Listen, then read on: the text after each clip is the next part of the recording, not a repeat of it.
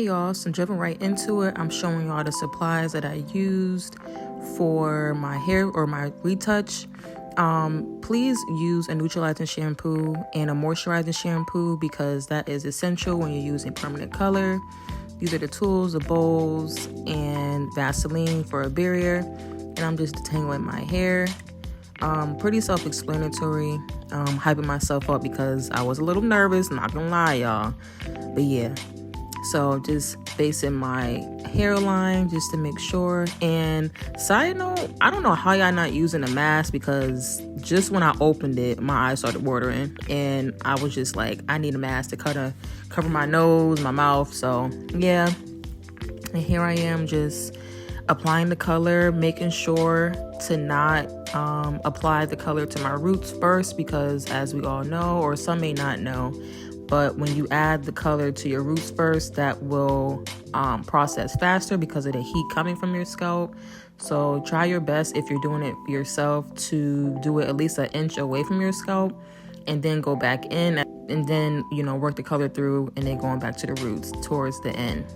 So I don't recommend waiting this long to touch up your color if you're doing it yourself because it just makes it harder to blend in with the already colored hair.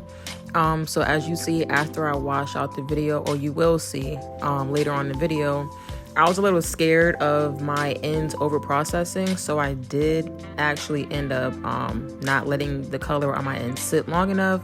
So you will see a slight difference in the color, but overall it still came out nice. I liked it. I was just mainly worried about my roots not being hot.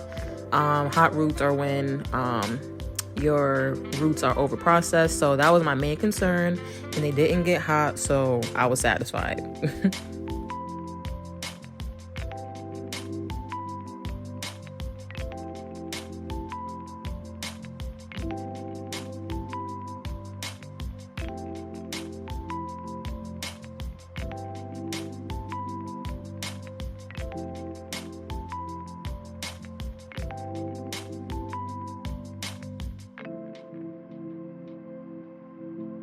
And this is after washing and conditioning my hair. I also did a deep condition as well.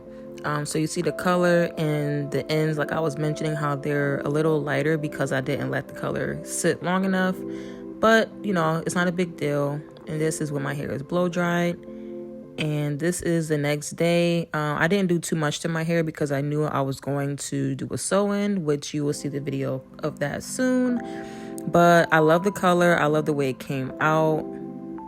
And this is me coloring my bundles that I did sew in, coloring it over with the color that I used on my hair. Now, the color that's already on them is from my watercolor method that I did a video on. Check that out if you guys didn't see that already. But the color was nice, but I wanted it to be a little bit more close to my actual hair color. So I decided to go in there and just recolor the bundles. And the Sizzling Copper was a little different because the color that I used for my hair was just copper. But, no big deal. It still came out pretty seamless, so I was so satisfied. Next time I color some bundles, I will make sure to use a higher volume developer because of the fact that, it's not really a heat source attached to the hair, so it'll take longer. I did end up putting the hair into a dryer, a head dryer that you'll see coming up soon, but it's still, it would have been helpful if I put a higher volume developer, but this is what I had on hand, and I wanted to get rid of the 20 developer that I had, but in hindsight, I definitely would say I would have used a higher volume developer.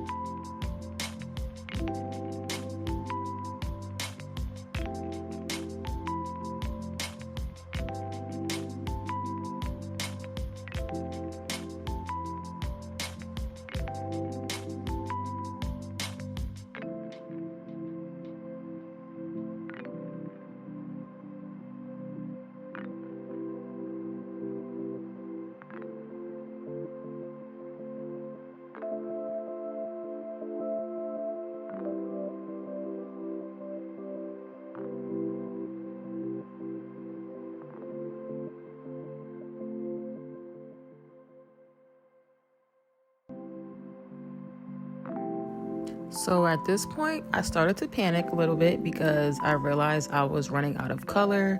So I'm literally trying to squeeze some of the color off of the hair that I already applied color to rub on the last bundle that I had.